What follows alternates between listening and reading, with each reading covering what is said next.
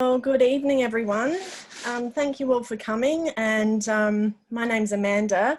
Tonight, Glenn's going to be introducing part 2 of the Parasites and Fungi Homeopathic BioResearch webinar. So if you're interested in catching up on part 1, if you didn't get to see it, you can log on to our BioResearch website. We've got them all up on there, all of our webinars actually. Otherwise, alternatively, you could email me at amanda@primalife.com.au and I can send you through the notes. Otherwise, how are you, Glenn? Are you there? Yeah, excellent. Can you hear me all right? Yep, we can hear you. We are having some internet problems at the home tonight. I hope they don't. I think it's because just so many people are working from home and all those types of things. So I hope, can you hear me okay? Yep, I can hear you fine. I'm sure everybody else can. It might be too because everybody's using Zoom now with our current situation. Yeah.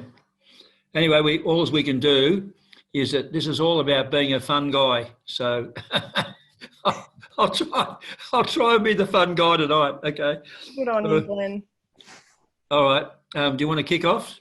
Welcome everybody, and thanks Amanda for all the effort that goes in behind the scenes to put these webinars together. I'm sure the practitioners that participate appreciate the effort, because it also enables you to get your CPE points and get another perspective. We are living in a time of madness, and what I'd like to do is that I'd like to get through the presentation with a reasonable amount of speed, because there's plenty of stuff on there to read afterwards, and there's plenty of things to sort of contemplate. I'll try and put some of the things that look ominous into perspective, and then at the end I'd like to, for those that have got time to hang around, I'd like to sort of put my 2 bobs worth in on where I see things in relationship to the current virus crisis, and what some of the things I've learned a lot. I've learned a lot even in the last few days and the last few weeks, and I'd like to share with you what I can about that. And certainly at that time, we probably can open the lines up and we can hear from you as well, and without trying to try and turn it into a super long night, because I know you've all got families and things to do. Okay, so let's get on with the first slide.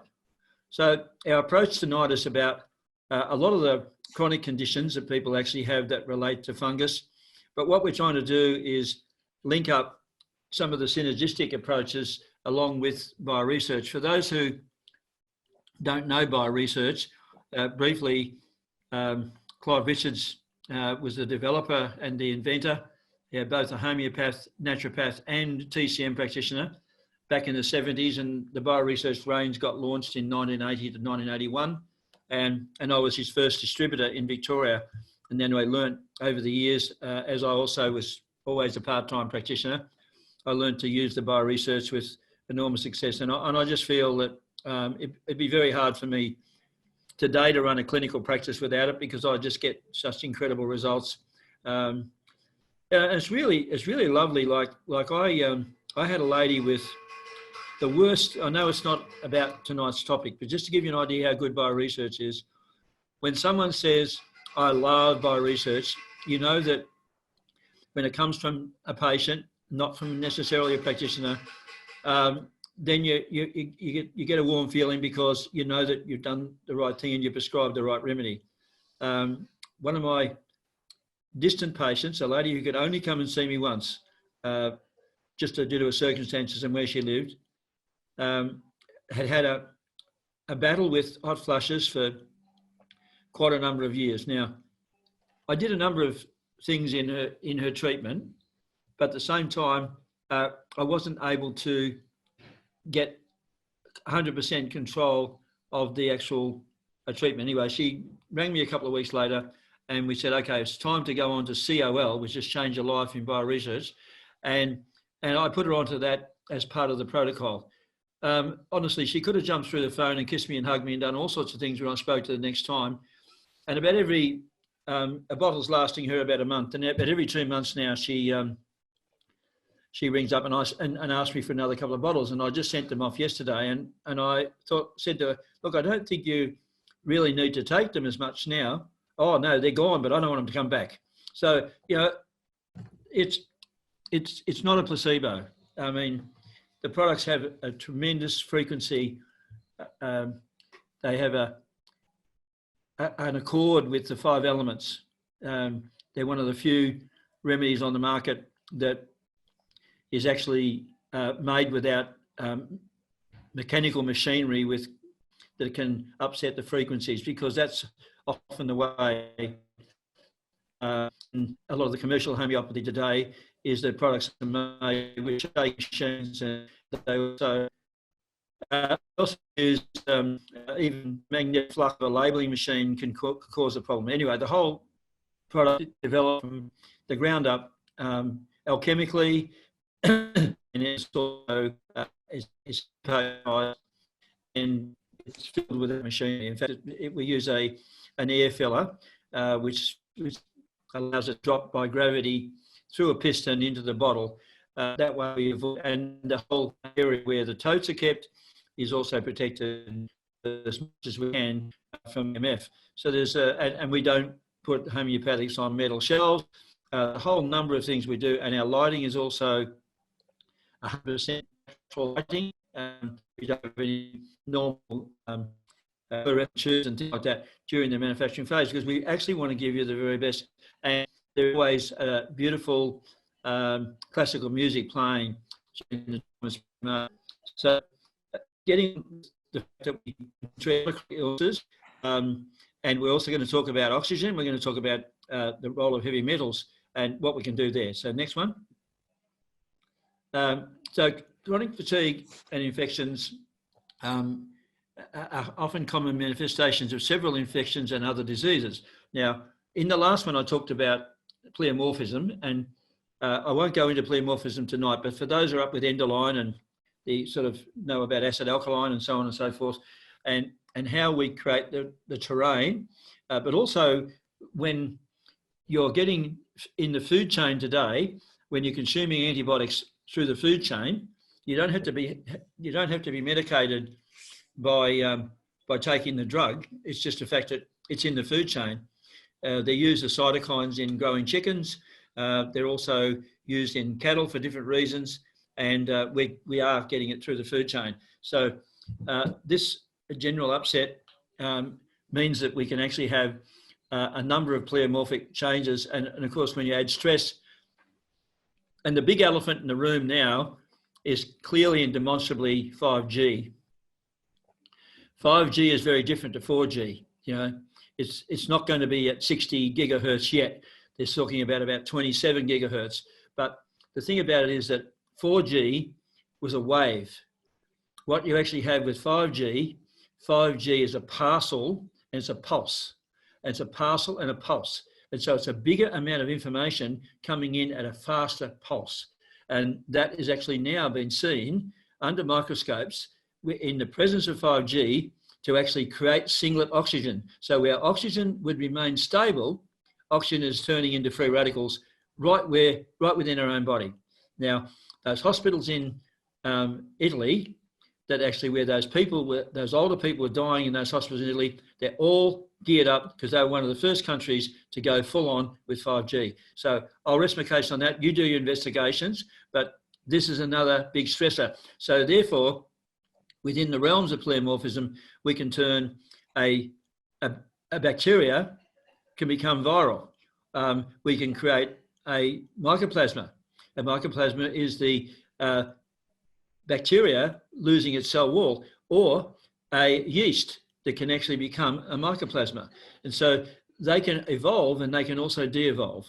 And then with parasites are also risk factors because they can carry with them viruses. They can move viruses around. They can move bacteria around. So we want to try and slow everything down. I guess the most important thing is, because I've already talked about some of the things related to viral loads, and our government has just put out a decree that if anybody like me is talking about, well, I'm okay because I'm not, I'm only a guest speaker, but if I was representing a product and that product, and I was the sponsor of that product, and I was saying that product or I inferred that that product would actually cure a disease like a virus, then I can be in all sorts of trouble. Now, I think that this goes to show exceptionally how Canberra is misguided as to what natural and how ignorant they are about natural therapies. Because my take on the whole thing is, and I want you to all be strong, and I want you to all to be very mindful of exactly how you speak naturopathically about all these conditions, because our role is nothing more than being, if you're a tactile therapist, yes, you put your hands on people, but you can't do that now. Most of all the clinics that are doing massage and so on are all closed down for the time being. Hopefully it's not for too long. But on the top of that, when you're practicing naturopathy, your whole goal is actually to get to the bottom and the causative factors of the disease. Then we educate the patient, and we give and I'm sorry, it sounds like I'm telling you how to suck eggs, and then we actually give the body the tools to get stronger and stronger and stronger and get back into bioregulation. And through bioregulation, then the body can heal itself. So we should never, ever be using that 4-letter word that starts with a C, called the cure, because we've never cured anything. And to a large extent, I think that's got to be our mantra. We don't cure anything. Maybe we can cure ham, but we can't actually cure disease. We can't cure disease. And I'd not, through the printing of the notes, some of the notes might infer that we can get rid of a parasite, and that's not it either. It's about changing the environment so that the body can actually get to work. And it'll be more successful for some than it will maybe for others. But our job is to try and get balance right. And we need to carry that in our communication. And if someone starts using that 4-letter word cure, say, again, we're not the cure, actually to enhance your health. And through that, the most important thing is to break into immunity. We'll talk about that towards the end. So there's a growing body of literature linked to increased risk of number of chronic gastrointestinal disorders, including the IBS, and non-GI disorders such as chronic fatigue. You also can throw fibromyalgia in there too, because the gut produces a lot of serotonin, and we can actually have issues around the fibromyalgia, particularly related to yeast, like where tartaric acid is being produced, because tartaric acid oxalate, and therefore we can actually have mycotoxins actually coming out of the gut well, causing fibromyalgia. So the proposed mechanisms include changes such as chromatin, cell hyperplasia, altered serotonin synthesis and reuptake, impaired gut mucosal barrier function, and altered immune activation, and dysfunction of the mast cell activation.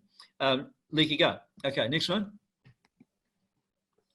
So here's a whole list of symptoms that may be due to a parasitic infection, because they can be there for other reasons. Another reason why Clive got all the cell salts in there, right, attenuation, because as we know that edema can be caused by thyroid. You can have mixed edema caused by thyroid deficiency. You can actually have sinus congestion because of dairy intolerances. You can have a whole range of other things that actually all come together to cause these problems. And part of the treatment, of course, is if the body's actually got a burden of fluid because the balance is out in those cell minerals, well, of course, then Nat Sulph comes in. So Nat Sulph comes in. So the person who might have, say, puffiness under the eyes, that might be able to be attenuated by balancing them up and using a remedy that will actually have, say, Nat Sulph in it, and or Kali Mur. So Kali Mur and Nat Sulph, both in the BioResearch and in the cell salt remedies, is my favourite cell remedy, apart from calcium fluoride and 6X. And of course, you've got all those in Formula 12. Next one. So we're calling cleansing of parasites. So we got rid of the C word and we changed it to a longer word than a 4-letter word, and with homeopathic and naturopathic complexes. Now, protocol number 1 has actually stood the test of time. And as I said, I've been doing it since 1981. And I don't use that. I don't use the GT in the protocol that often where there's chronic constipation, but I judge that by what I see in the autonomic nerve rest, because if there's a lot of aberrant tension and there's only parts of the ANS that can be seen, then we need GT to build all that back up again. So I go by the eye, but you can also go through muscle testing and so on. So the BioResearch formula is 10 drops of VSL, 30 minutes before 3 meals. And if you can't take it because before 1 meal, well, you can then take another dose late at night. That's okay. VSL comes in after the meal, and whilst it means venous system and liver, not very sick liver, but venous system and liver, the role is to actually improve the microcirculation in the liver and help the liver deal with the fatty acid breakdown of all the contaminants that are broken down from the body taking care of itself, and the body defilming, taking the biofilms off, and getting down to moving the parasites on. So it has as much to do with the terrain than what it does. There's no real, these are homeopathic anthelmintics by a long shot, but they don't kill like a drug. So you've got to see the results, and then you'll be sold on doing that. For those who remember Anne Daly was a classical homeopath in New South Wales, and she left, I think somewhere in the late 90s, she left, I beg your pardon. I forget what year it was. Anyway, it was probably 15 years ago. She left Australia to go and teach homeopathy at Tipperary in Ireland. She was Irish. She had a phenomenal practice, dealing with kids on the spectrum. Basically at the end of the day, she was running herself ragged because the demand for her services in New South Wales was so incredible. But unlike classical homeopaths, who sometimes are not closed-minded to anything else but classical homeopathy, I'm not trying to create an argument here. I'm just saying sometimes they are a little bit tunnel vision. But she wasn't. She was very open to all the energies, and she was an incredible classical homeopath. And I love people, practitioners that take everything on results and with a much more open spectrum of attitudes towards things. And she used a lot of BioResearch, because especially when the clients came to her the first time, because there was often mucus burdens, the kids had histories of grommets and a whole lot of other things, and the WRM, the GT, the VSL, they were used very commonly in her treatments, and she was able to use them very safely alongside of her clinical homeopathy. And she knew exactly what provings she was going to get, and so on and so forth. So it was a very, very, very successful scenario for her until, of course, she to teach in Australia. So the VSL is really important. You can, if you're stuck for money, you got you do some other, don't forget the DOS, the primary remedy in that group. Now, looking at the other protocol, why are we putting in the oxygen, the TX, and the, because we've also got to take care of moving the bile through and not letting the bile break down. We don't want the circulation to get broken down, all that rubbish broken open and coming in. That's where the Herxheimer is going to come in. And I can tell you now, NPM to Oxymed, taking the TXLin before you go to bed, and taking the in the morning, even mild taste, even children will generally allow you to put the yucca blend on their breakfast. Depends on what it is, I suppose. You wouldn't want to put it on Cocoa Pops or anything like that. But the whole thing is you can certainly put in their porridge, and you can, otherwise, if children eat porridge, you can get oats now that are gluten-free, believe it or not.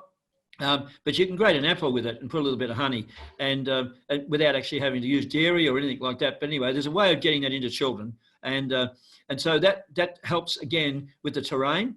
It helps with the uptake, and the frequencies of the homeopathics work extremely well synergistically with taking the oxygen.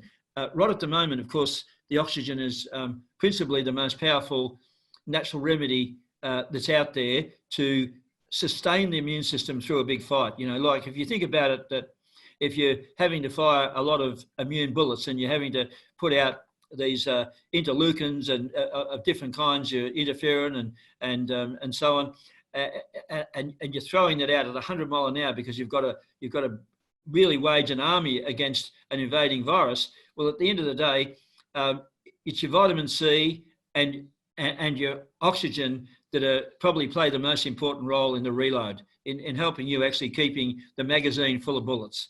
And the main thing, of course, is that you want to, the oxygen will also help to guard against the blood going into acidosis, because in fact, there's reasonable evidence that over all these years, with all the research that's been done in our side of the fence, that in actual fact, as we get older, we become more acidic.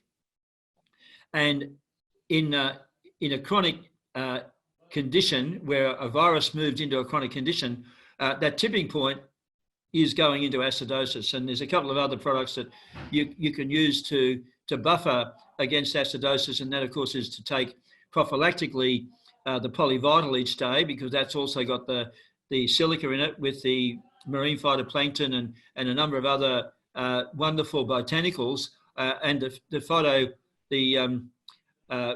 polyphenols are also deactivators of a number of pathogens. Along with that, the polyvital can actually go in water with Doxymed. So you can boost up and give yourself that greater level of alkalinity.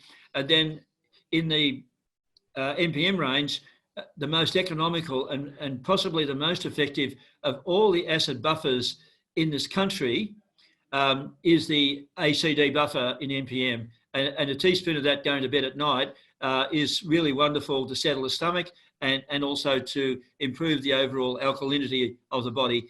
This is part of the insurance policy. This is true insurance to keep the body in a far higher resonance of alkalinity. That's really important. Okay, let's move to the next one. So that's the protocol. It's pretty simple. It's not taking WRM, VSL, and GT. It's taking WRM and VSL. That's it. You can put the VSL in the drinking bottle if you want, and have that through the day, maybe 24 drops or something like that, and not have to take it after meals.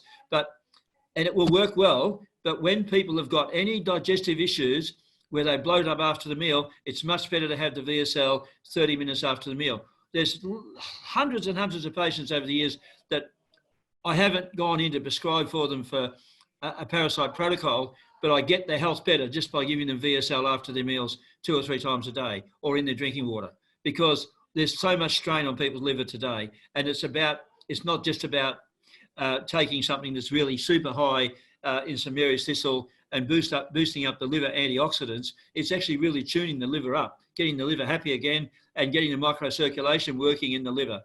I said I covered off a little bit with the Doxymed. My position on the oxygen is that I've been 20 years without the flu. I've been around the oxygen for probably about 18 years, and I'm not an expert on many things, but I really know my subject when it comes to Doxymed, because I've cut my teeth on this and I've used it in really heroic doses, both on myself and my family and some of my patients. And I myself would not hesitate, if I needed to, in an emergency, and you can piece the whole picture together. I'll just give you the framework and you can put the picture inside. I would have no hesitation taking up to 300, or even if I had to, 400 millilitres in a day. And I have drunk it neat many, many times without any side effects at all. The one thing that does happen, I wind up with a much higher temperature, just by a small portion of a degree, because it's very thermogenic. That's what you want if you've been freight train. The TXLM is 15 mils. You can go up to 20 mils for a bloke or a big woman, or someone that's got a very redundant bowel. People don't bowel. Really huge test, someone that are out. Well, they're often will probably have a lot of kilos waste and a lot of distension within their colon, those people need to take more. I'm going to tell you about formula in a minute, but that's to take for 7 weeks while you're on the homeopathic protocol. But I would extend it, because I usually put people on TXLM for anything up to 10 to 13 weeks, because we also change the way things are in the colon. The yucca blend, you can get away with it having it once a day. You can also use it at night, just depends, because in some instances, an additional protocol, which is actually called re-educating bowel protocol, in which case we use it at night, because these people have to, we've got to push things through more. We've got to cleanse all the crud and all that mucoid plaque. We've got to cleanse it off the bowel. My protocol that I developed back in the old days, and it's still really good today, old-fashioned naturopathy, is about cleaning all the garbage out of the pipes. If you don't do that, you're only asking for trouble. You'll never ever get the chi up. You're always going to have skin problems. You're always going to have fatigue. You're always going to have reabsorption of toxins out of the sort of second biggest organ in the body, which is the large intestine. And you know, we've got protocols, and we've got a lot of stuff we know about fixing the small intestine and cleaning up the small intestine and SIBO and so on. But I think we tend to neglect the large bowel. And, you know, not everyone is into colonics, but, you know, I do recommend people to go to a particular, in Brisbane, to a particular place where they do really good colonics, but it's not everyone's cup of tea. And the re-educating the bowel protocol is absolutely sensational, but it's not an overnight fix. You need to persevere with it. It's very pleasant. It's very easy to take. In fact, you could almost put TXLM in a bottle of water and drink it through the day as a cordial. It tastes so good. Okay, next one. So we're supporting CFS with homeopathic complexes. After 4 to 5 weeks on the protocol for parasitic conditions, we move on to protocol for chronic fatigue. Now, one of the reasons why we do this is because this is also detoxifying. The H2O2 in that protocol is a primary detoxifier. It's homeopathic up in 12C, 15C, and 30C. It's a harmonic of hydrogen peroxide. Only, you know, there is some really good homeopathic research around H2O2 at 30C. This product is better than that research. I can tell you, because I've used this so many times, and I've got a number of practitioners I've worked with right back from the early 80s, where when someone presents with EBV, the first thing that they do is recommend they start adding H2O2 to their drinking water, or they start giving it to them in drops.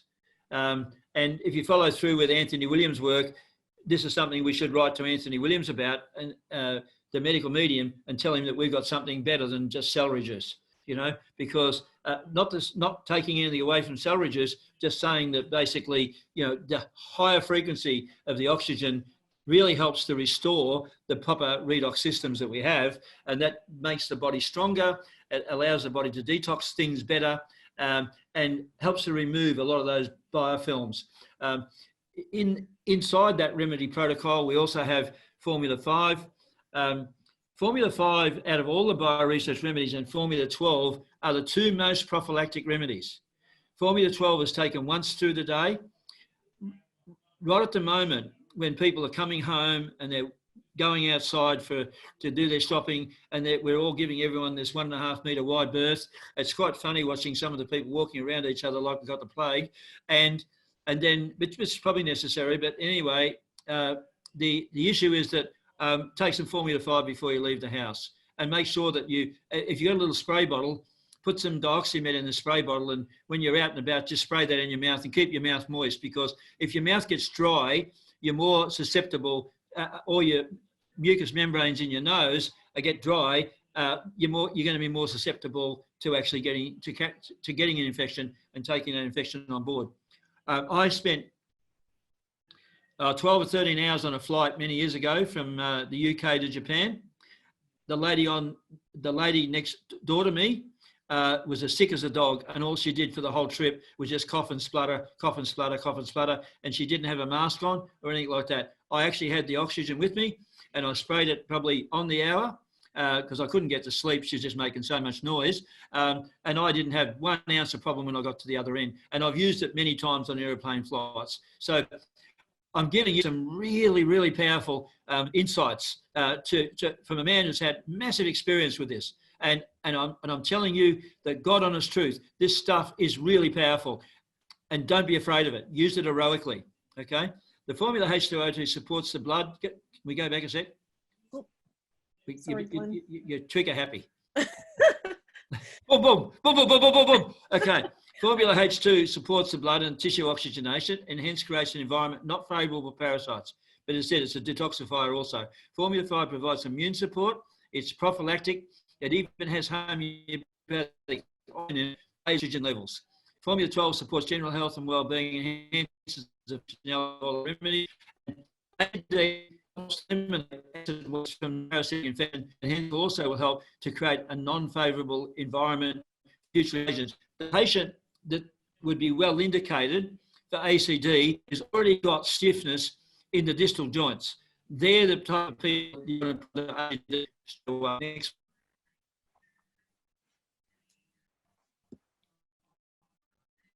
Hello. Hello. Yeah, next one. We're having a sound problem, are we? Yep, you're back now. Yeah, we've really bad connection tonight for this. Obviously, just time and whatever's going on. So hopefully everyone will hear it. Can you tell me, Andrew, we have any problems? I've got my sound from Vanessa Hybrex. My sound keeps going all sorts. Booger. Okay, well, if the recording comes out okay, we'll have to edit it. Can you hear me? Only just, Glenn, you're breaking right out. Is that better? Intermittently. That was better. Crikeys. That's better. I'm going to put my face right up against the screen. Can you hear me now? Yep, that's a lot better. Okay. Well, if I'm yelling, tell me to shut up, but I'll try and keep the volume up, okay? No, that's good. Okay, so, all right, well, I think we've sort of covered off on H2O2. Let's go to the next one. We've got a chart there on the 5 elements. It also shows you how the BioResearch remedies relate to the meridians. And so, look, you can, I think if you know anything about intention, you can actually use this as a muscle testing chart because it's got a sacred geometry built into it. So it will give you the answers that you want if you just want to really double check. Put the patient's finger on it, put your finger on and put your hand on them, or even you just look at the chart or get them to look at the chart and then verbalize what the remedy is. Just by being pure in what you do will always get you a very positive answer. I think we've got on that other chart, we also I think that chart might actually relate to the astrological signs for the cell size.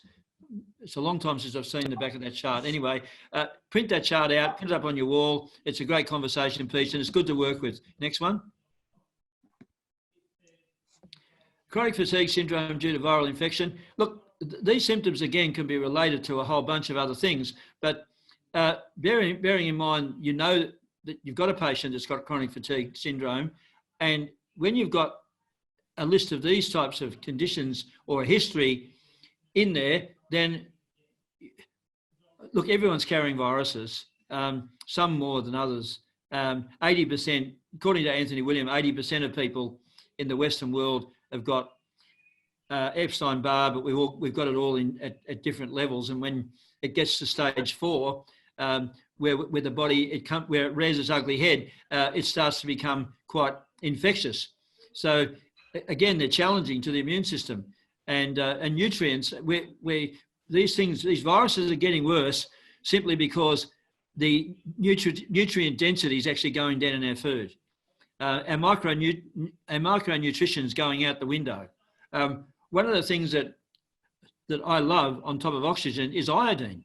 You know, iodine is profoundly deficient in our diet.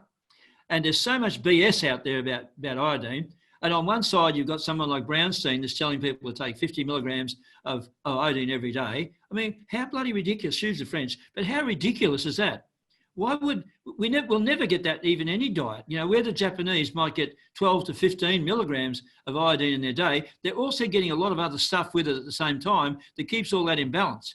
But if we're going to supplement with iodine, I've done all the testing. And I know that what we need on a daily basis is around about 2 to 3 milligrams of iodine every day to keep all the bugs away.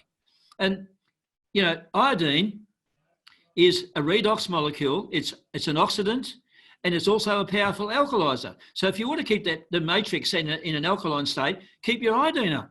You know, now, talk to Amanda about the best iodine in the world. It's in drops. It's 1,500 micrograms per drop. I won't give you the brand because I'll get into trouble. Okay, so next one. Don't want to get the CV. Make sure you take an iodine. So the protocol number 2 is probably the most confusing and most difficult looking protocol on the planet because it's way too many products on there. So you're just going to work out how to fit them in. So the thing about Formula 5 and LPH and Formula C, you can work around them. So the Formula 12 is always upon a rising. There's no if, buts or maybes about that. Empty stomach, get out of bed, on the bedside table, but not next to the mobile phone. Just get out of bed and take your 10 drops. It's pretty damn easy. And it's Formula 12 Plus now because it's got the 12C, 15C and 30C of the marine phytoplankton in it. So that it's actually got a lot more of the energy from all the trace nutrients and fatty acids and things that are actually in the marine phytoplankton. So it's a bio-enhanced formula and it gives you a lift. So you take that first thing in the morning. I would even give that to a patient that's got depression. That would be one of the first supplements, that and oxygen, because usually low oxygen and they're usually low on amino acids. So Formula 12 would be him as the interconnectors unstable. Okay. You there, Amanda? Can you hear me? I'm like you a little bit, but you came back then. Okay. This is terrible. Well, to change the times when to get done with different. Yeah, never has trouble where I lived before ever. So I really apologise for this. Technology, it's not my thing, but you know, I email and it doesn't work. That's Formula 12. So coming back to using the H2O2, the H2O2 can actually be put in the bottle of water and can be sipped today, can be combined with one of the other remedies. So you can, if that person has, we're gone. You there? Yep, you there? Yeah, I've lost the screen. Just click on it. Mine dropped as well. Just click anywhere on the screen and it should come back. Okay, we've lost a few participants too. Yeah, it's not ideal. Sorry, everybody. I think it's just the sheer volume of internet and Zoom use at the moment, perhaps. I don't know. This screen's not coming back up. So exit full screen, talking to Glenn Gillard, join the auto, share screen. Share screen? No, it's not it. That's not it. Little copy URL, join audio, leave computer audio, that's not it either. Oh, bugger. If I don't share screen.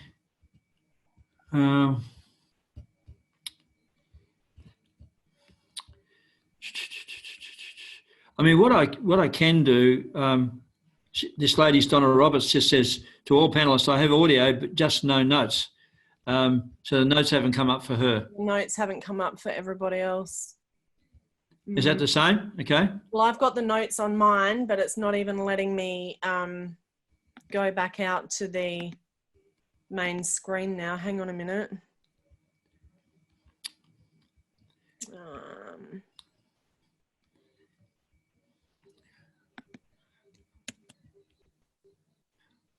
Can you see that, Glenn? Yeah, I can't see the screen. So play from the current slide. How's that? That still hasn't come up. It says exit full screen. I'll just go out of that and see what happens. No, that didn't do anything either. So talking clean killer, blah, blah, blah, blah, blah, system and ID 25. There's a good number of people too, 60 odd people on tonight, which is great. That and how difficult it is when technology is not working so well. We might have to do this again through the middle of the day or something when it's not so bad. You know, I don't know.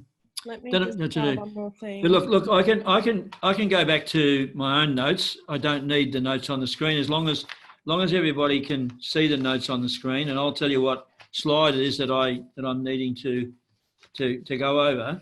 Yeah, I don't think anyone can see it though, Glenn. Hang on a minute.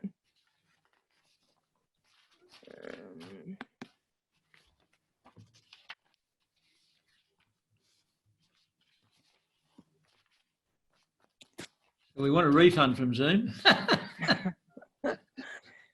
Yeah, we may have to schedule this again. I can't even bring up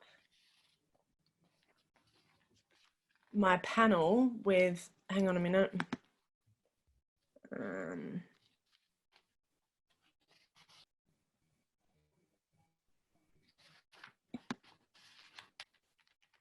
We're halfway through, so we're not doing too bad for time either, which is rather remarkable. But you know, hang on. I think I might have it. Oh, you're nearly there. It came and went. Hang on. What did you do? I'm trying to. It flashed on. Yeah, it's sitting on. And then it flashed off. So now I'm a flasher.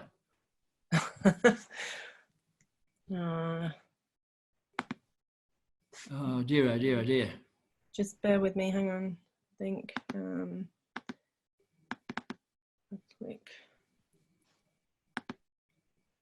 It looks like the screen's in behind the screen. It looks like we've got an overlay on the screen because it looks like something's in behind the screen.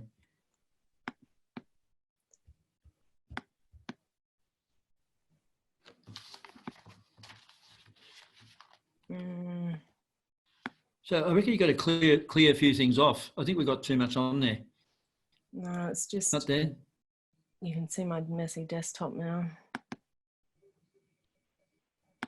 It's not sliding across, it's just not letting me.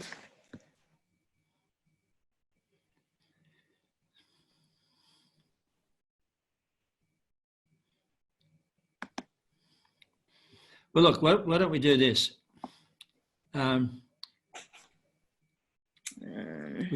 We have the notes, so it doesn't matter. Okay. You're wonderful, Katerina. Hang on, Glenn, just bear with me because I've got Kirsty. Okay. And while you're doing that, one of the ladies has just put a very interesting point. I can talk about the current pandemic and some of the strategies about that while you're trying to fix the webinar. Okay. So is that a deal? So we've still got 65 people. Yes, let's talk about that, right? Mm-hmm. Okay. First of all, I'll send everybody who participated tonight an email with a list of foods and some dietary aspects that are related to many aspects of immunity. Because as we know, with the innate immunity, there's a number of factors, and of course, we want to be in the most powerful foods that keep our immune system nice and strong. So do that.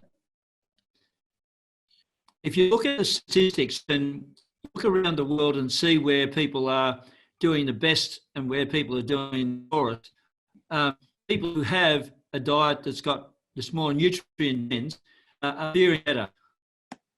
Early in the piece, the Koreans actually got sick almost at the same time as the Chinese. They've had a bigger inspection rate because they've actually been able to diagnose and identify per head population more people with the virus than what other countries have. So the statistics are more real because we've got a lot of people in various countries getting the virus, but nobody's diagnosed it. And I know a few of those people as well. So the issue is that when they say that you have X with the virus and X have died and so on, now we know it's affecting older people. And I talked before earlier about making sure that you eliminate or balance the body back up so that there's less, there's less propensity towards acidity. So alkalizing is really important. From a dietary aspect, we've got to have a lot more trace elements in our diet. And one of the important food groups to have is making sure that we have plenty of sulfur foods, because one of the things that you've got to remember about this virus creates, for the majority of people, it creates a dry environment in the lung. It dries the surfactant out in the lung.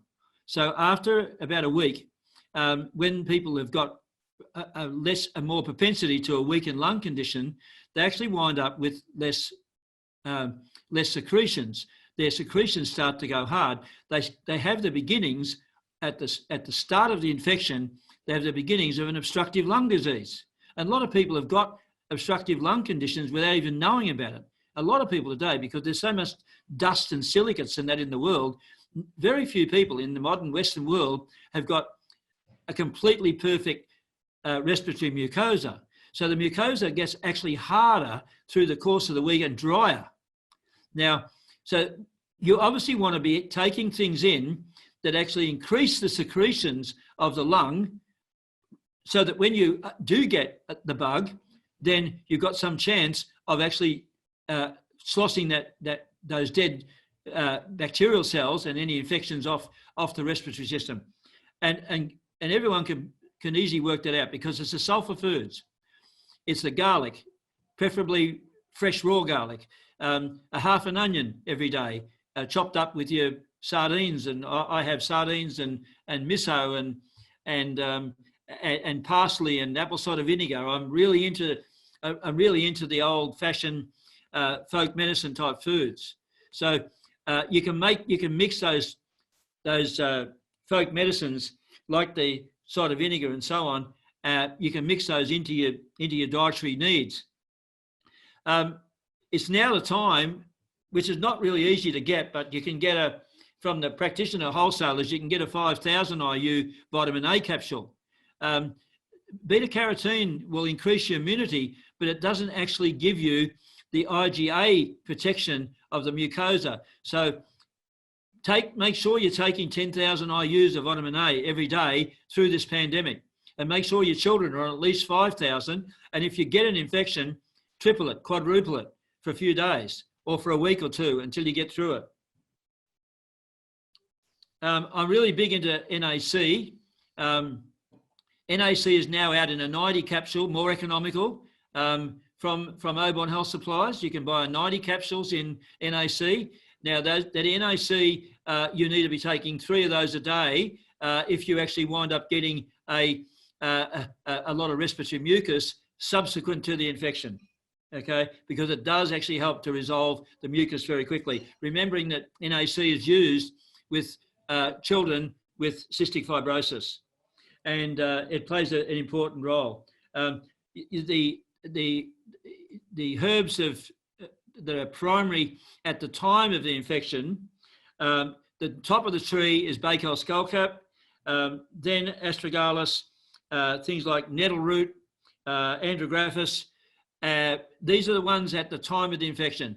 Building up the immune system, there's quite a number of other herbs, including olive leaf and so on, that can be quite powerful. Warming herbs with ginger and turmeric.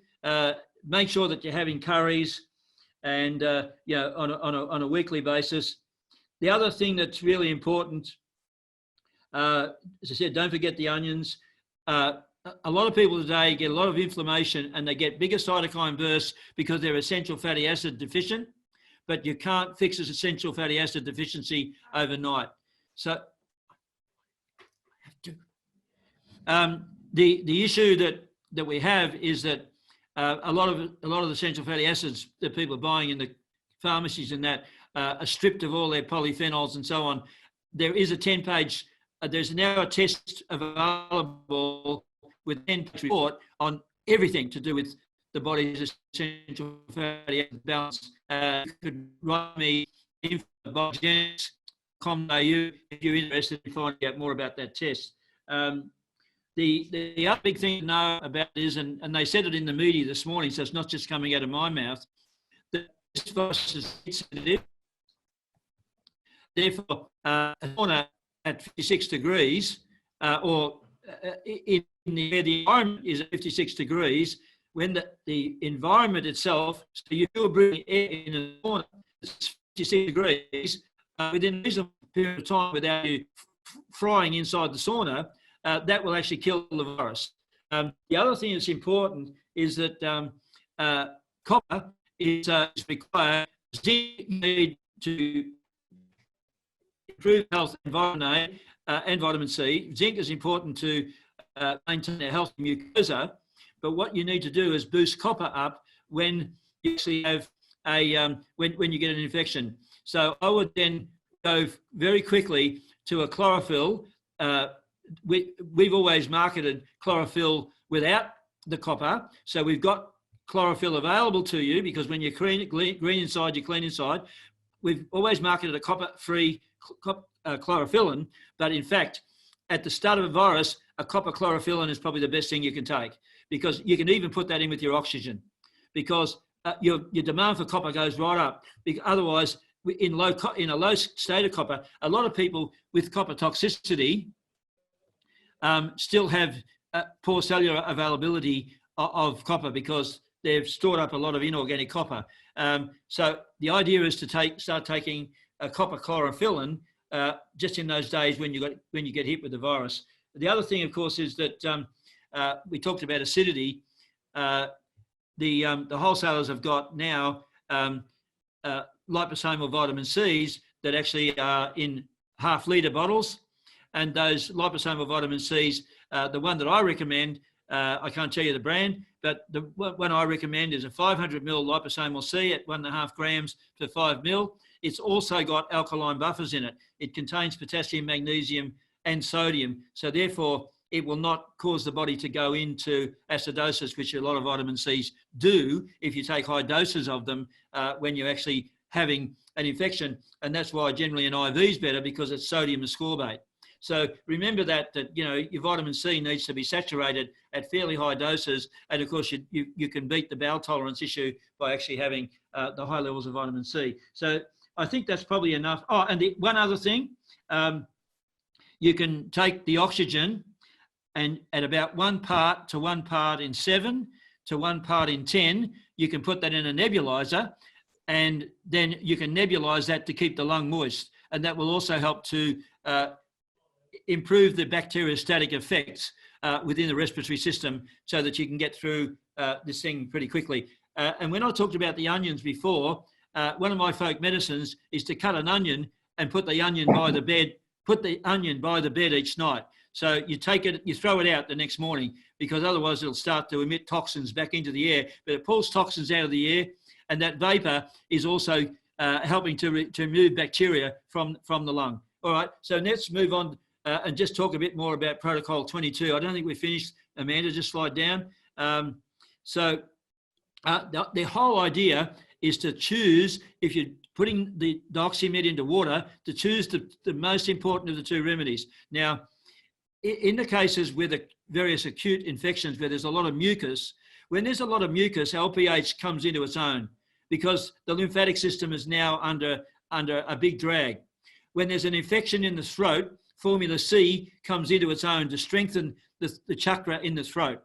So when the throat is sore. So prophylactically, you're looking at formula 5, and where there's also skin rashes and so on, and where there's allergy reactions, to dampen down the histamine, then we do use formula 5. So it's really a matter of you choosing what two remedies you're going to drop into the bottle of water and drink through the day.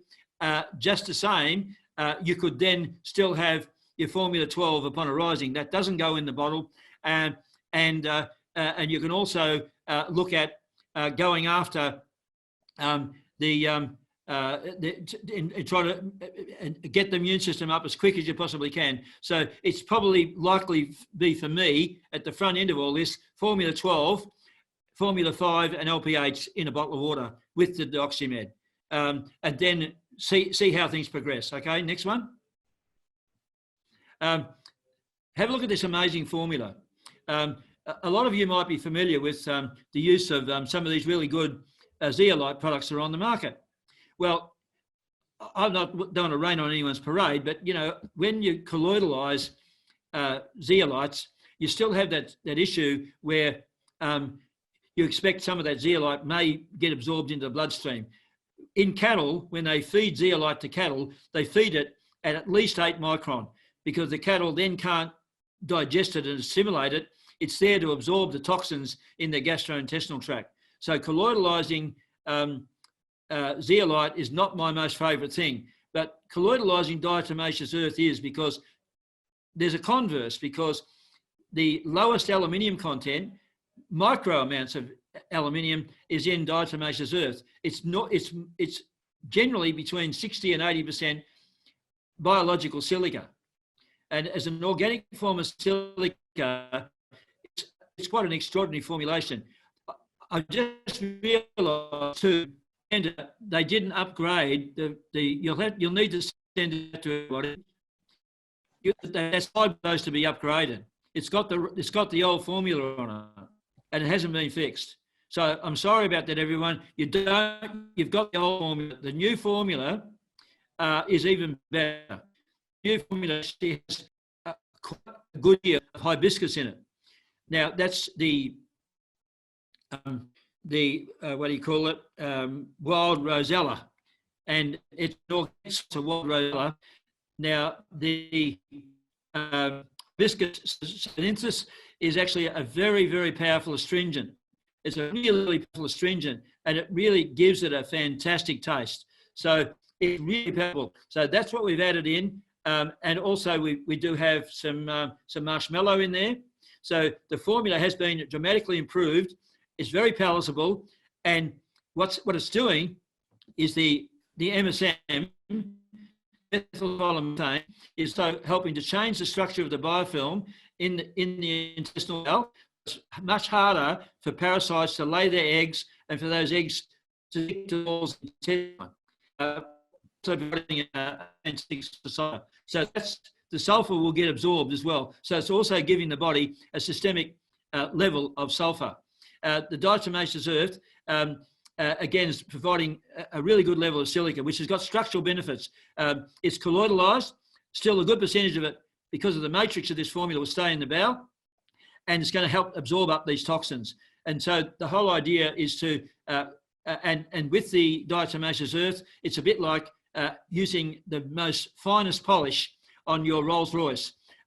What you're doing is also cleaning off dead cells off the intestinal wall, which is marvellous, because it's like using like a bit of a stripper that they use on their faces to look more beautiful, using these AHAs. It's a very gentle version of that, where it's cleaning off the old dead cells, at the same time cleaning off the hardened matter. When we talked before about the yucca, I forgot to tell you that yucca is a soap, and why it's got the lecithin in the yucca is so it soaps up in the morning. It soaps up in the morning, and then the teoxylin helps to bind in the bile and sweep all that rubbish out. So this is the way we get this natural colonic process going. And again, you can do it for a few months at a time without disturbing the mineral balance in the body, where a lot of other adsorbents will actually do that. Okay, next one. You can see I'm pretty passionate about that product. Now, when it comes to your probiotics, you've also got to have a look at some of the prebiotics, because one of the most powerful prebiotics on this planet is stachyose, which comes from Romania root. Stachyose is a galacto-oligosaccharide. And as a galacto-oligosaccharide, what it actually does, it can only feed bifidobacteria. There's no enzymes that we've got in our gut that can actually break that galactose down. It can push the bifidobacteria up 10 to 12 times. So how important is that? Now, when you actually look at, I was talking earlier on, and I didn't finish the story about the Koreans. The Koreans are big consumers of kimchi. Fermented cabbage and fermented kimchi, that type of product, that's a natural generation of Lactobacillus plantarum. There's 11.2 billion organisms in 1 3-gram serving of the Cytopro. Now, I know MPM with Premalife does extremely well, because a lot of practitioners use this as their frontline probiotic and even have it privately labelled. So you've got a great opportunity to use one of the best and most economical probiotics on the market. These microorganisms are also microencapsulated with a very special starch. What that does is prevents extra moisture.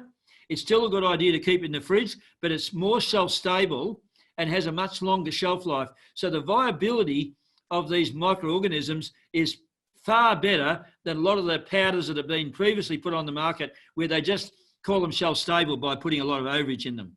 And then the microorganisms can compete.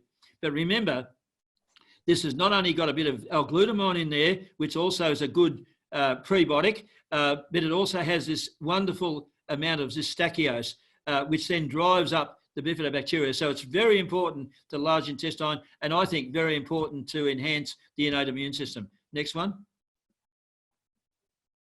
Oh, sorry, I missed that. Well, we've already gone about the soaps. So you'll see that this is a very pure formula. It's very soothing. It's very repairing. It has a low, I suppose you'd call it a low fart effect. There's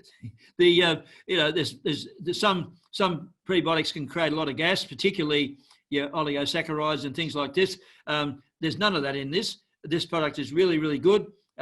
It's got a tiny amount of inulin, that's it. And but that's from artichoke. It's not fructoooligosaccharide. There's sunflower lecithin, and that works with the yucca and forms up a soap to break those hard materials up in the intestine. That also has a natural bacteriostatic effect, by the way. So it can be removing pathogens at the same time that are actually coming from a harmful environment in our intestine. Next one. The Peristyle is a good one and an oldie. We've had that available for the last 20 years. We've just made some improvements to it. And part of it, it's a much more fibre-oriented product, but it also works well with Tiexalim taking at bedtime, where people do have some elements of constipation, and they want to actually, it's part of the re-education of our protocol, because without some of those anthraquinones, you can't, it's like having also the card didn't have data. You've actually got to actually work through, eventually with gentle stimulation. We don't use, because put too much water in the colon and it's too cold on the liver. This is not going to create cold condition in the liver. Okay, so you can do this for a month or two, up to 3 months, generally, and as part of that protocol. But this is my go-to whenever someone has a degree of oxidative constipation, and so a magnesium powder sometimes at night, a lot of that as well, and we get things really pumping.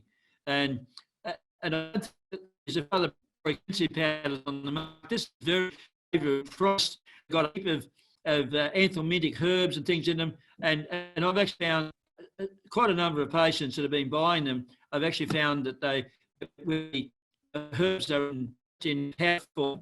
I've actually found them have their colons quite irritated. So we've never had this with this product, because we've actually got enough soothing mucilage. And going back to this virus, one of the things that's important is to have an increase in mucilage. So if you're constipated and you're not getting mucilage, then you're more than likely to fit into that.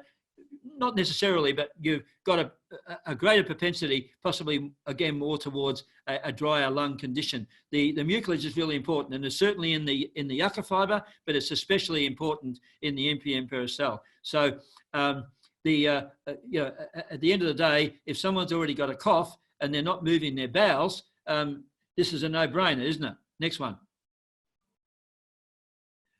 So that's the protocol. It's been cleaned up and modified to be very simple, and I guess we don't mind you printing that out, or even putting your own stamp on that and giving that out to your patients. But that is a proper cleansing program to get all the junk, as much as we possibly can, to bring proper health and get all that distension out of people's intestines. That also will prevent you from getting on top of the SIBO, because when we think about SIBO, we often attack SIBO from the front end of the small intestine, but a lot of the time the SIBO is emanating out of the large intestine, and that's the reason it's there in the first place, because then we're harboring more yeast and more other infections and things like Klebsiella, Blastocystis hominis, chlamydia. The bowel actually can keep chlamydia. Strep infections are really high today because people have got waste retention in their colon, and a lot of people that go under to have colon inspections and endoscopes and what have you, they find today they've got redundant bowels, big, large bowels, simply because they've lost the proper peristaltic function. So it's very easy to see in the eye, but it's very easy to build a practice around not re-educating the bowel as opposed to just being this sort of gut expert that's trying to fix the small intestine. Next one. They go hand in hand. So there's a really amazing aloe vera on the market.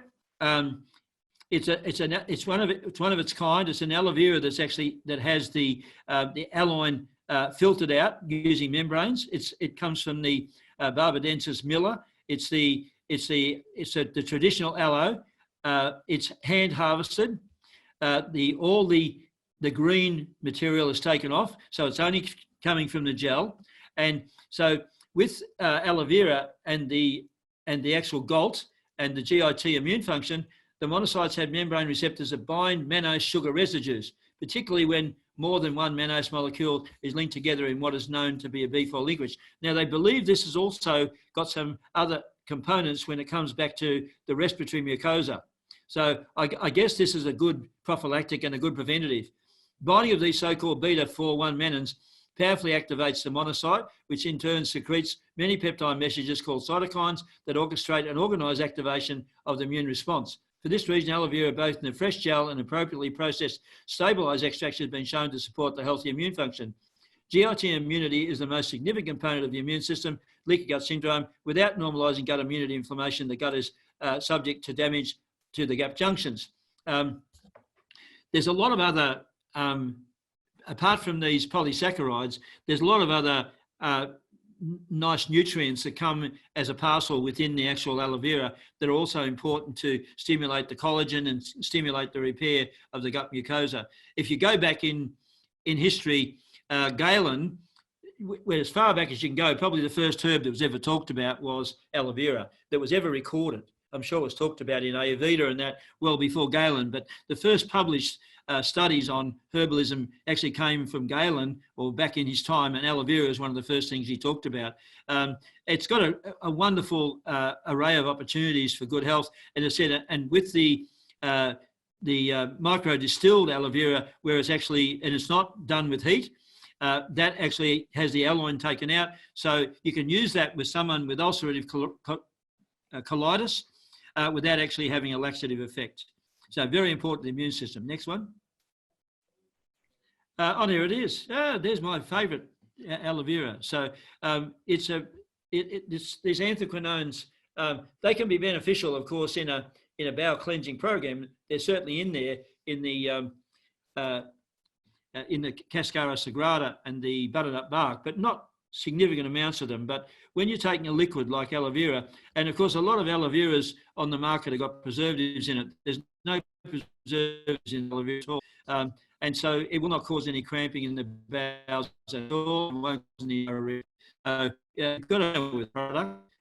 It's quite reasonably priced from a practitioner point of view. Next one. This is just basically talking about your dietary source of mannose.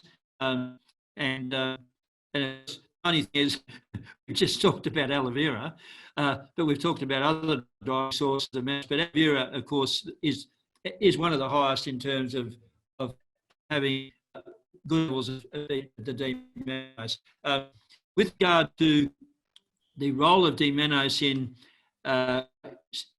interstitial cystitis and so on, which is a very common problem today, believe it or not, there's something like 3 million cats in this world. So some of you will be a cat lover, and cats live in houses. Cats pee on, the slide or whatever you call it, the kitty litter, and it's very common for cats to get urinary tract infection. Is spent on urinary tract infections in treating cats. Well, you can actually put the aloe vera from NPM in the drinking water of the cat. How good is that, eh? So that's just me trying to be a fun guy, but I probably didn't go down very funny. But it's very important that you actually have, and of course, this is one of the remedies that also prevents the fungus from actually growing on the intestinal wall. And so does the MSM. It stops a lot of the fungus from changing and evolving into a fast-growing fungus, because if you look at the villi standing up in the intestine, the fungus grows in between the villi and basically stops the absorption. Because it's fast growing. It just buds and buds and buds and buds and buds its way around all the nooks and crannies and fills in the intestine. And now you got say intermittent diarrhea or something like that because there's no absorption. So anyway, MSM, Manus, NAC, all these things can actually help you actually keep the intestinal wall clean, as well as the yucca blend. Next one. I have used the LOMD on numerous occasions with people that have got ulcerative gastrointestinal conditions to actually help soothe and heal their intestine with great success. A study tested the antiviral activity of a crude hot glycerin extract of aloe vera, which is grown in Bashar, southeast Iran, against HS2V replication in vitro cell lines. The extract showed antiviral activity against HSV.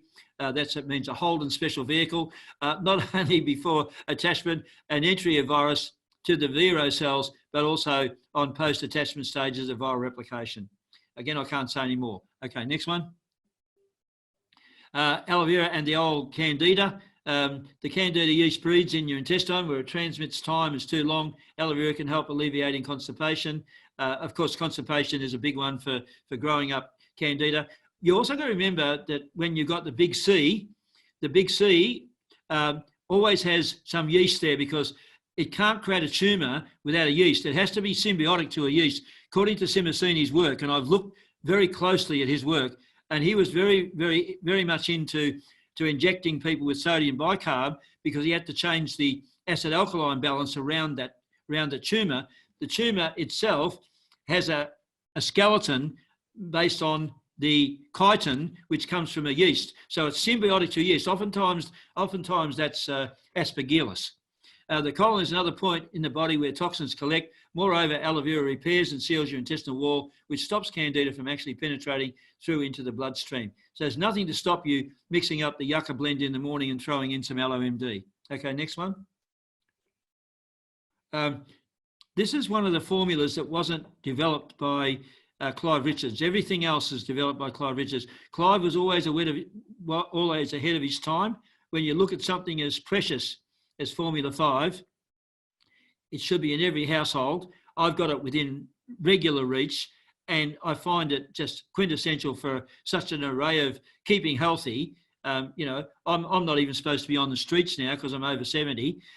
So I've got to be sort of home quarantine now, which is not fun, but I'll make it fun. But I'll just do more webinars. No, but anyway, the main reason for that was that the research that came out on silver nitrate as an anti-candida agent prompted me to then bring the formulation together to make something that was a lot more systemic when it came to candida. So this formula is not so specific just to the gut mucosa, because even Formula 5 has been shown to actually help reduce candida overgrowth in the gastrointestinal tract and some of the symptoms associated with that. And so in some cases, patients have used Formula 5 and they've tied it in with Formula VSL. They've tested the body biofunctionally, and the body said, I want to take Formula 5 before the meals, and I've taken Formula VSL after the meals.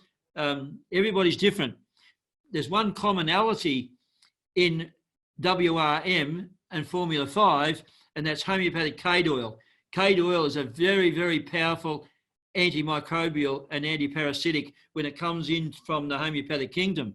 It's not so much the way we've formulated this product, because we're not aiming to try and get at parasites, and we're not trying to aim at getting bacteria. We're aiming more primarily at an overgrowth of a systemic yeast infection, again, our body up so the body actually helps to heal itself. Again, I don't want to use that C word. Okay, let's move on. We will send you out a copy of this book if we haven't already emailed to. And apologise, the written book is rewritten, but it's got a lot of the quotes from some of the gurus, all the years around. I a lot of time some of these characters I've met a few over the years, and you know, nothing can change my mind. The only thing is, I warn you not to consider MMS as your panacea for oxygen, because it is very, very harsh on the body. It's nowhere near as powerful as electric oxygen. Diatomic oxygen is mega times higher and more friendly and less corrosive on the body, because MS can be very corrosive on the mucosa because it only added oxygen.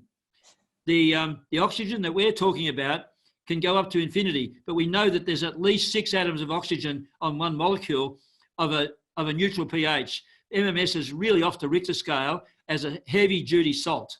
It's a very caustic material, so be very careful. But use this and love it, as I do. And you can add frequencies to it. You can potentize it. You can stick it in your black box if you want. You can put it on your cyber scan if you want. You can change the energy, and you can use this as one of your frontline medicines. Okay. And it's really great when you add your BioResearch to it. So really, I've sort of gone through that. This 5% pure diatomic oxygen is the absolute minimum. When it's actually made, when it comes out of the big vats that it's produced in, it comes out generally around about 16 to 18% VV. So it's quite potent. Now, you'll actually, you'll have a smell of what you think is chlorine. There's absolutely 100% no chlorine, not 100% chlorine, 100% no chlorine. What you actually got is a smell of chlorine dioxide, which is the duality of the oxygen, which is actually a friendly oxygen. It's not a free radical oxygen. That salt, that electrolyte of salt, can very readily pass through the mucosa. You can put 5 mils in your mouth and you can hold it in there, and you can actually, sometime later, 15 to 20 minutes later, with an oximeter, you can actually see the partial pressure of oxygen rising within the blood. Okay, next one. Okay, this is really important because we've got to rejig ourselves now, because remembering that within a few months we'll all start to head back to our clinics and we'll start to see patients coming back in, and with them living at home and probably not necessarily eating as healthy as they did previously because of availability of fresh fruit and vegetables and so on and so forth. I just have a feeling that maybe again, heavy metal toxins will go up. You know, people have got toxic environments in which they live in as well, where they're not getting out and about and getting into the country or traveling to and from work and so on. Everyone will be different, but in any event, we want you to look at the fact that we've actually can arm you up with some homocauds, which were developed by John Gamble, actually, who's a very well-known lecturer on heavy metals in this country, and a prized and possibly famous homeopathy. He does lectures in Asia and so on, and a very revered man is John. Now, these formulas are very precise, and they're also powerful, and they're also gentle. They don't create a reaction, and you only require to give the body 5 to 6 drops every second day. So it's very easy to choose 2 homeopathic medicines. Now, everybody has got an issue with mercury, and everybody's got an issue with copper. So generally you start with mercury, unless you're measuring it and checking it all out with an oligo scan or whatever. Everyone's got a mercury issue. When it's a channel blocker of zinc, and so for a lot of people, zinc is not working. And when zinc is also not working, it also can be the reason why you can also have zinc and copper out of balance. Even someone that's got low copper can still actually have copper toxicity. So the issue is the copper and the mercury create a symphony, if there's a copper toxicity, it can interfere with thyroid function. It can interfere with other endocrine functions. So what we're doing is that we're not necessarily, we're changing the density and we're allowing for transmutation. Homeopathy is not just about cleaving onto something like a chelator. You know, your broccolis and those cruciferous vegetables also are sulfur-containing foods, so they need to be fairly heavy in the diet. You know, take the rice out and put a bit more cauliflower in the diet and so on. But the big thing around having those foods, broccoli sprouts as well is very valuable, but is to actually take these homochords and if you know that you've got a heavy metal burden or if you're muscle tested or whatever, the two best ones to start off with is the HG on one day and the CU on the other day. You will not throw the zinc copper balance out. What you'll do is you'll retune the body. And it's just amazing. I've seen it on a lot of different functional analysis. I believe that with energetic medicine, can often transmute these metals and better balance because the density then leaves the adrenals, or leaving the purity, in the female hormonal system and so on. We've had an increase in anti-toxicity due to people drinking bottled water, and antimony is also known to increase aluminium in the body. Unfortunately, in Australia, everybody is aluminium toxic up to a higher degree than mercury. But if the mercury is high, then the orchestration of the aluminium and also as an aging component up against being absorbed into amyloid in the brain and so on, that propensity gets worse as we get older. Aluminium is soft metal, so if you're actually increasing diversity of calcium is good within the foods that you're eating, there's many things you can do actually dietetically lower that aluminium burden. Aluminium will move. Mercury doesn't like to move. You've got to shove mercury, really got to kick up the backside. These medicines are the ones to do it with. Okay, so next one.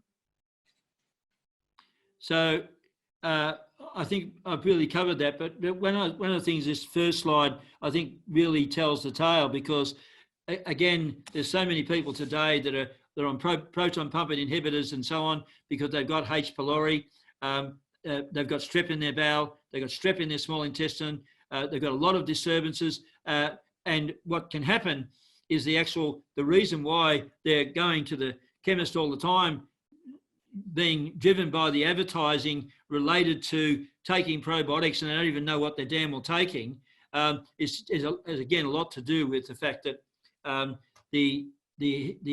particularly the mercury is actually allowing for a lot more of the yeast overgrowth. So I think you've got and also the toxicity that may occur in the liver and the kidneys. Singly, one of the most concentrated places for mercury often is in the adrenals, and that will also lead to fatigue. And said so that you're never in a million years ever going to get people down to being completely detoxified of mercury because it's always in there in their bones as well, and it will keep coming out. You've actually got to disperse it. You've got to keep it at a low level, and you've got to keep the photons and the light, and you've got to keep the frequency of the body up high, and then you will have less problems with mercury. Okay. Next, and of course, again, it's, according to Anthony Williams, it's the main reason why we have stage 4 with Epstein-Barr. So here we are here. So we've got an AL for aluminium, and again, that would be my choice would be to use that stage 2 after about 3 months because these drops last about 3 months after I've done mercury and copper. There's I guess there's 1 in 100 patients that have got excessive lead. What I've also found with my testing, I found a lot of people with different water supplies, often high in barium, but we actually don't have an antidote for barium. Where am I? So we've got the HG for mercury, we've got the PB for lead, and we've actually got the SB for antimony. And look, again, whilst we're seeing antimony toxicity, if people are not drinking, and of course they're improving on the plastics too, because it's the plastics that have got the high bisphenols in them that are actually more likely to have a higher level of antimony.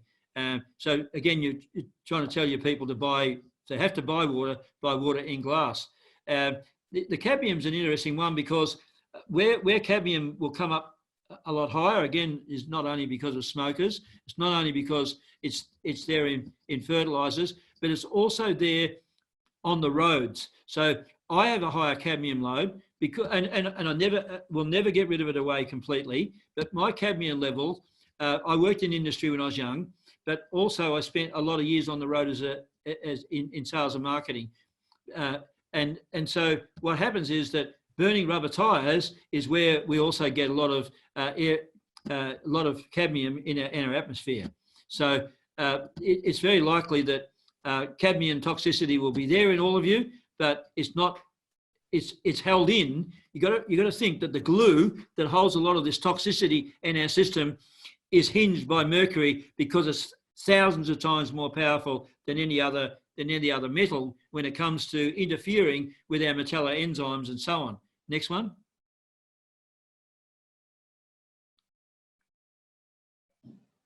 That's just a bit of advice in how to use the drops. Next one. We've come to the end, and we did it in an hour. Oh no, hour and a half. Wow. Oh, that was all right. We got through it considering the problems we had, and we've kept all the participants, which I'm really chuffed about considering the problem. So thank you very much for your participation. Look, this is great because we can actually open this up to questions. Now, the company's been very generous in offering you up a user code, so you can get a really super discount and get started on some of these magnificent remedies. This is your chance to get your toe in the water.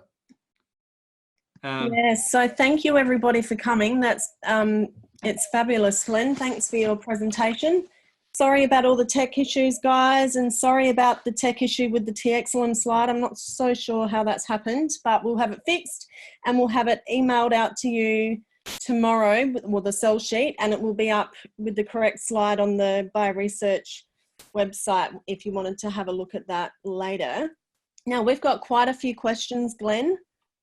We'll try and get through most of them. We have gone a little bit over time, but we'll work through them. So Sylvia's asked, sorry, it's just about the sound.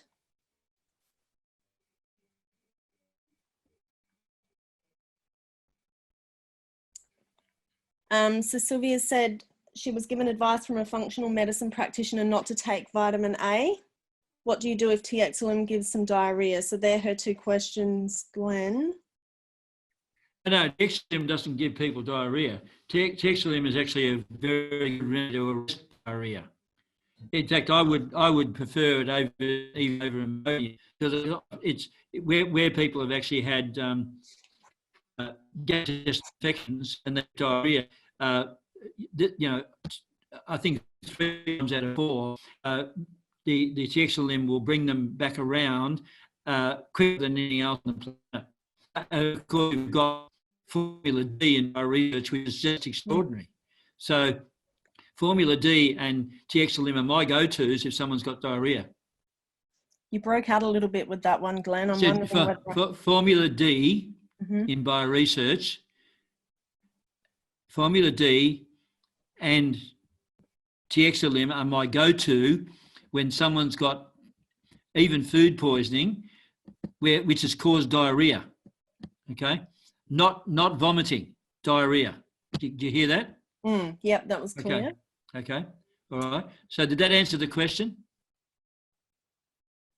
I think so. Or did I miss a bit? I think they said something about vitamin A, not to give vitamin A. What was that about? The same lady asked, she was advised from a functional medicine practitioner not to take vitamin A. So she hasn't actually stipulated what in regards to. Well, look, let me take you back a step, right? Before 1990, every multivitamin in this country, whether it was a Pluravit or whatever it was, always had 10,000 IUs of vitamin A, pure vitamin A, not beta carotene, right? And then it came out with some BS about it causing malformations in pregnancy. So it was reduced to 2,500 IUs as being the allowable amount. Now, we'd had that in our first multivitamins for probably 35 or 40 years, and nobody had any known side effects of that with growing fetuses, okay? And some university student, wherever it came from, decided to dump on vitamin A. Now, I've spent a lot of time around a lot of practitioners in my life, and I actually spent a lot of time with Kurt Stombach. Now, Kurt Stombach is one of the gurus, the doyens of America. He and I became good friends. He routinely took 50,000 IUs of vitamin A every day of his life. And he really lived the tale because his skin was like a baby, even into his 80s. So I'm not afraid of vitamin A, but I do think right at this time, vitamin A is what we need, because if our livers are not working super well, we may or may not hold the stores that we actually need in the liver to bring that out when the body needs it. Because all of a sudden, if we've got a lung infection, vitamin A levels are going to drop at 100 miles an hour, okay? Because vitamin A is our one of the first line of our defences, because of it's used by our body to produce immunoglobulin A. So in that instance, I think as practitioners, we know that somewhere between 10 and 20,000 IUs of vitamin A is a very, very, very safe dose to take, and we can do that prophylactically right throughout the winter months of the year. Okay, that's all I'm saying. Okay, and you know, it's never failed me, and it's never failed any one of my patients. And I'm not talking about going, you know, you know what the symptoms of extremely high vitamin A are? If you were taking 100,000 IUs, you can eventually cause liver failure if you took, you know, 200,000 or 300,000 IUs, or if you took polar bear's liver or something like that, which is the highest vitamin A on the planet. But the symptoms of vitamin A toxicity will be changes in the skin color, in the pigmentation, and also the roughness of the skin. And the first symptom you get of vitamin A toxicity, you start getting recurring headaches. So what do? You cut it back and the headaches go away. Problem solved. No other side effects. So with this looming problem we've got, that starts with a C, I think we should be taking extra vitamin A every day. I think the ones that do will get through it better. Anyway, I'll leave it at that. So the next question, is TXLM safe for diabetics? Yes, actually it is. There, Glenn? It is. It is got no sugar in it. There's no sugar in it. Lovely. Lynn has just asked, yes, Lynn, I can have some slides sent out hard copy for you. That's no problems. If you wanted to send me an email tomorrow to amanda@primalife.com.au, that way with just your address, I can send out a copy for you. That's no problems. Is Parastal gluten-free due to the barley? Well, barley does have gluten in it. What barley? It's not green barley, is it? Is Breaking it green? out again, No, there's no gluten. I think it's green barley. There's no gluten in product at all. No, there's no gluten. There's so much BS around that. The company that grows the barley and the wheatgrass in Australia and grows it organically never, ever, ever produces any grain. It's never, ever produced any grain. The grass never get to produce grain. If they don't produce any grain, there isn't any gluten. Anybody home? Yep. Hello? You're breaking out a lot. It's breaking out a lot, Glenn. Okay. I'll step back and go close the screen. Maybe I'm falling in love with the screen. Glenn, I think we might leave it here, and I'll take all these questions and send them out like what we did with the last webinar. Okay, that's fine.